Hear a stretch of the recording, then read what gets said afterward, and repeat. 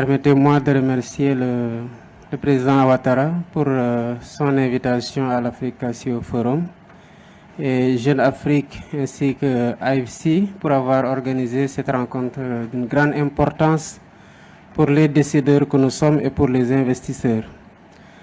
La souveraineté, la vision que nous en avons, c'est une vision stratégique prioritaire au Sénégal dans la mesure où nous considérons que c'est une révolution que nous ne pouvons pas rater après les autres révolutions qui se sont passées quasiment sans nous, je veux dire sans l'Afrique.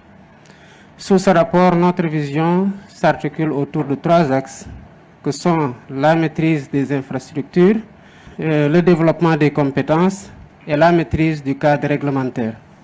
Bien entendu, cela ne veut pas dire enfermement, ni autarcie, bien au contraire, nous la concevons comme une opportunité de s'ouvrir aux partenaires internationaux et en même temps de pouvoir bâtir une stratégie de collaboration qui rééquilibre les rapports au profit de l'Afrique, de nos pays, et qui nous garantisse une protection de nos données, une maîtrise de nos infrastructures à travers la construction d'infrastructures sur lesquelles nous avons le contrôle total. Nous savons que sous ce rapport, la donnée devient de plus en plus un élément extrêmement important de prise de décision pour les décideurs, mais aussi de souveraineté pour les États.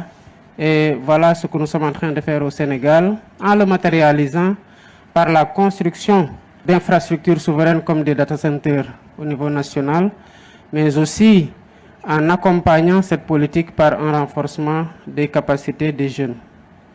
Alors justement, la question des infrastructures est primordiale. Vous venez de parler des data centers qui sont indispensables car ils conditionnent la capacité d'un pays à maîtriser, stocker, sécuriser et traiter ses propres données. Comment vous comptez parvenir, peut-être avec le soutien des opérateurs privés, à financer et construire ces outils stratégiques sans dépendre d'acteurs extérieurs? Ça demande beaucoup d'investissements que les États ne peuvent pas, pour des pays comme ceux qui sont de la trempe de notre pays, le Sénégal et même les pays africains au-delà d'ailleurs, simplement couvrir par un investissement public. Il faut à la fois un investissement massif, tant sur le plan des investissements publics que des investissements privés. Le New Deal technologique que nous avons conçu au Sénégal, nous l'avons évalué à 1,7 milliard de dollars. Évidemment, c'est des investissements importants. Et le partenariat que nous cherchons à nouer est un partenariat qui repose sur la collaboration avec des investisseurs internationaux dans le cadre d'un partenariat public-privé, mais aussi avec l'offre locale sur laquelle nous comptons avec les partenaires qui sont dans le secteur et qui sont intéressés par un partenariat public-privé. Et sous ce rapport, il y a une collaboration parfaite que nous sommes en train de mener. Évidemment, cela demande, comme je l'ai dit tantôt, à ce que le cadre réglementaire soit assaini, pour faire en sorte que cette collaboration-là ne se fasse pas au détriment de la souveraineté que nous devons avoir sur nos données, de la souveraineté que nous devons avoir sur les infrastructures pour pouvoir en contrôler la protection. Et cela ne se fait pas évidemment au détriment d'un déséquilibre que nous devons avoir à travers un contrôle sur ces infrastructures-là, mais en même temps à travers une appropriation de ces infrastructures pour qu'on puisse véritablement les exploiter à notre profit et que les données soient stockées au niveau national. Et les partenariats que nous privilégions sont des partenariats qui prennent en compte cette dimension-là, mais qui en même temps opèrent un transfert de technologie au niveau local pour que derrière, on puisse avoir assez de compétences pour pouvoir administrer ces infrastructures-là et développer les compétences numériques pour les asseoir. Est-ce qu'il y a un pays en Afrique ou ailleurs dans le monde qui peut servir de modèle ou qui vous sert de modèle pour le Sénégal? Nous pouvons prendre 2 pays en référence. Le premier n'est pas africain, c'est l'Estonie, qui a fait des progrès énormes sur le plan digital, sur le plan numérique. Nous pouvons prendre un autre pays aussi qui est champion dans la construction des infrastructures en mode PPI, notamment dans le volet numérique, et qui est le Rwanda. Et ces deux pays ont réussi, en digitalisant les services gouvernementaux ou d'autres services, à véritablement donner une place plus importante au numérique dans la formation du PIB. Et pour le cas de l'Estonie, la digitalisation à 99% des services publics a permis de faire une économie de 2 points du PIB en termes de services gouvernementaux. Évidemment, sur le futur, la digitalisation est un rendez-vous que l'Afrique ne peut pas manquer. Et il y a des exemples qui sont patents, mais en réalité, c'est un train qui ne doit laisser personne à quai, parce que soit c'est une révolution dans laquelle vous vous laissez entraîner pour en profiter pleinement sur tous les plans, de la gouvernance, de la transparence, de la qualité des services, de la rapidité par laquelle ils sont délivrés et même de la sécurité, ou alors vous vous faites entraîner en étant un consommateur passif des services, et l'Afrique ne peut plus se contenter d'être aujourd'hui un consommateur passif de services numériques. Aujourd'hui, deux grands pays dominent le secteur technologique mondial, la Chine et les États-Unis, notamment au travers d'entreprises multinationales géantes au pouvoir inédit et protéiforme. Face à ces géants technologiques, comment démontrer que la souveraineté numérique africaine n'est pas un simple slogan?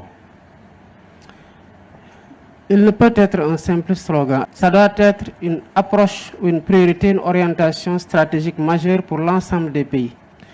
Évidemment, il y a vous l'avez cité, ces deux pays qui dominent le secteur du numérique, mais en même temps, ces pays-là ne sont pas renfermés sur eux pour justement ne concevoir des outils numériques ou des services numériques que pour leur population ou pour le monde à destination de consommation uniquement. C'est aussi des pays, à travers leurs géants, qui sont capables de collaborer. Par exemple, dans la construction des data centers partout en Afrique aujourd'hui, c'est des data centers qui sont faits par ces géants-là dont vous parlez, notamment pour ce qui est du cas de la Chine, Huawei ou d'autres pays. Mais derrière, les pays s'assurent que le contrôle des data centers leur revienne, que la sécurité des données soit assurée par eux-mêmes et qu'il y ait une formation qui soit faite pour les talents au niveau local pour pouvoir administrer l'infrastructure. Et sur la base de cette infrastructure-là, les citoyens de ces pays-là développent des services qui sont adaptés à la demande au niveau national et à la consommation au niveau national pour pouvoir maintenant héberger ces données au niveau national. Donc la collaboration, elle s'entend, mais c'est une collaboration stratégique qui rééquilibre les rapports entre les pays, opère un transfert de savoir-faire et permet de localiser les données qui sont aujourd'hui l'enjeu fondamental pour ce qui est du secteur du numérique, et ensuite maintenant de s'assurer qu'il y ait une sécurité de ces données-là au niveau national pour qu'ils ne puissent pas faire l'objet d'appropriation à l'insu des pays qui les développent. Alors on parle du niveau national, on a évoqué, et c'est un peu le but du CEO Forum, notamment pendant le panel présidentiel, la nécessité d'intégration, la nécessité de parler d'une même voix au sein du continent. Cette quête de souveraineté numérique, selon vous, pour qu'elle concerne toute l'Afrique, ça doit passer par quel canal? C'est l'Union africaine? C'est la ZLECAf? Ou alors est-ce que ça doit aussi se situer au niveau des organisations régionales, en l'occurrence celle qui vous concerne, la CEDEAO? Partout. Je pense qu'il faut explorer toutes les stratifications organisationnelles au niveau de la ZLECAf, au niveau de la CEDEAO, au niveau d'autres entités régionales ou sous-régionales. Le réseau africain de cybersécurité est déjà un bon cadre de collaboration, en ce sens qu'une chose est d'avoir des infrastructures, une chose est de stocker les données, une autre est de pouvoir développer la sécurité nécessaire pour pouvoir les protéger et en garder l'appropriation complète. Sous ce rapport, tous les cadres doivent être des cadres de collaboration pour qu'il puisse y avoir une réponse concertée et que, surtout sur le plan réglementaire, qu'on puisse standardiser la réglementation pour nous assurer que l'intégration sous-régionale ne soit pas, à travers un pays, une porte de fragilité ou de vulnérabilité pour les autres pays qui interagissent dans le cadre d'union monétaire, d'union économique ou d'union douanière. Donc c'est à l'échelle de tous les cadres d'intégration régionale, sous-régionale ou communautaire qu'il faut organiser la réponse et qu'il faut organiser la législation pour, comme nous l'avons fait dans d'autres secteurs, l'harmoniser ou l'uniformiser pour être sûr que nous évoluons au même rythme sur le plan réglementaire et qu'il n'y ait pas de concurrence qui ouvre la porte à des vulnérabilités qui, passant par un pays, peuvent affecter d'autres pays. Vous sentez depuis votre prise de fonction, dans vos échanges, dans vos voyages, dans vos interlocutions avec vos homologues, vous sentez que cette prise de conscience est partagée par vos pairs? Oui, en effet. Vous savez, aujourd'hui, le numérique transforme la vie de tous les citoyens et donc de tous les États et s'impose aujourd'hui comme une opportunité, mais en même temps une contrainte pour les gouvernants. Dans beaucoup de pays, ou dans l'essentiel des pays, si on peut dire, aujourd'hui, l'ambition de digitalisation des services publics est un enjeu majeur. D'abord pour des raisons d'efficacité du service public, mais aussi pour ce qui est du nœud ou du nerf de la guerre, pour les raisons d'efficacité de collecte des ressources intérieures qui permettront de financer le développement. Donc, il n'y a pas de génération qui soit en déphasage par rapport à ça. Tous les pays s'y mettent. Et les pays qui se tardent à se mettre à l'ère de cette transformation numérique-là, évidemment, seront délaissés pour compte et auront du mal à rattraper le retard qu'ils sont en train d'accuser. Alors on parle de retard, je voudrais qu'on aborde un peu la question aussi de l'innovation et des startups africaines. L'Afrique subsaharienne francophone, dont le Sénégal, connaît un nombre assez faible de startups locales qui parviennent à attirer des financements de la part des capitaux investisseurs, contrairement à des pays comme le Nigeria, comme l'Afrique du Sud, l'Égypte ou le Kenya. Une des raisons fondamentales de ce retard, c'est que l'écosystème numérique local, donc encore une fois au Sénégal, mais pas seulement, en règle générale en Afrique francophone, et la chaîne de valeur nécessaire, ils sont très peu développés. Construire cette chaîne de valeur, fait-il partie de vos projets? Et si oui, comment vous comptez y parvenir? Parce qu'encore une fois, ce n'est pas qu'une question du rôle de l'État, mais c'est une chaîne beaucoup plus globale. Je suis tout à fait d'accord. C'est la raison pour laquelle, au niveau du Sénégal, il y a des problèmes que nous cherchons d'abord à régler. Nous sommes en train d'étendre la fibre optique. Même si nous avons un réseau extrêmement important, il y a des zones qui ne sont pas encore couvertes. Et à l'horizon 2030, nous voulons atteindre la couverture intégrale de tout le pays en 5G au moins. Ça, c'est pour permettre que les Sénégalais, où qu'ils soient, déjà puissent disposer de services numériques sans contrainte de connexion. Et c'est cela qui va permettre aux entreprises numériques, notamment les startups, de pouvoir donner une offre de services beaucoup plus large à l'ensemble des citoyens, où qu'ils soient à l'intérieur du pays. Nous avons au Sénégal conçu ce que nous avons appelé le Startup Act et le label Startup. C'est pour accompagner justement l'écosystème numérique dans la création de chaînes de valeur qui permettent d'intégrer les services numériques à la demande d'offres de services formulées par le public ou par le privé. Heureusement que dans cette ambition, nous sommes accompagnés par l'écosystème numérique, notamment les sociétés de télécommunications.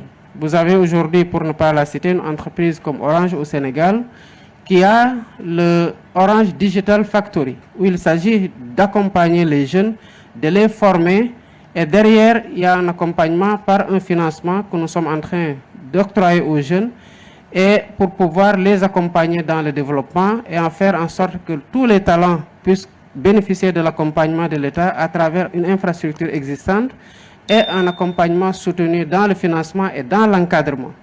À défaut, il sera difficile de réussir le pari. Si on saisit le champ numérique comme étant déconnecté, on ne pourra pas créer une chaîne de valeur numérique, évidemment, qui lie infrastructure, réglementation, développement de compétences et développement de services à travers la stimulation de la recherche et de l'innovation. Et au Sénégal, nous avons quand même des résultats qui font la fierté du pays au regard même des récentes consécrations qu'on a, mais aussi c'est un secteur qui attire énormément de jeunes et qui font que ces jeunes-là sont dans une certaine compétition qui stimule la création et l'innovation dans le secteur du numérique. Dernière question, Monsieur le Président. Si vous deviez décider d'une mesure prioritaire, la priorité absolue, pour renforcer la souveraineté numérique d'ici 2030, quelle serait-elle? Difficile de dire que c'est une seule mesure parce qu'elle se tient en réalité. On aura beau vouloir développer le numérique, sans connectivité, on ne peut pas le faire. Il faut déjà un intrant principal qui est la connexion. Et la connexion surtout à haut débit, de qualité partout dans le monde pour que les services puissent profiter à l'ensemble des citoyens qui les utilisent et qu'il y ait une génération importante de données sur la base de laquelle aussi d'autres applications peuvent être développées et répliquées. Ensuite, il y a le cadre réglementaire qui doit prendre en charge deux choses. La première, c'est déjà l'incitation à l'investissement pour la rentabilité de ceux qui se déploient dans le secteur. La deuxième, c'est la protection des données sur le plan aussi de leur sécurité au niveau national pour le public que aussi pour le privé. Et la dernière, c'est le développement de compétences qui est extrêmement important. Il nous faut développer des compétences numériques en masse pour faire en sorte que tous ces services-là et toutes ces infrastructures-là puissent être administrés par des compétences qui n'ont pas grand-chose à envier à ceux qui font la meilleure chose aujourd'hui dans le monde, dans le secteur. Et sous ce rapport, c'est trois choses qui se tiennent sur lesquelles il est extrêmement difficile de faire un arbitrage pour considérer que tel aspect est prioritaire sur tel autre. C'est des choses qu'il faut mener ensemble pour pouvoir réussir le New Deal technologique. Écoutez, on vous le souhaite. Merci beaucoup, Monsieur le Président, de nous avoir accordé votre temps pour cet échange. Merci beaucoup à vous. Merci.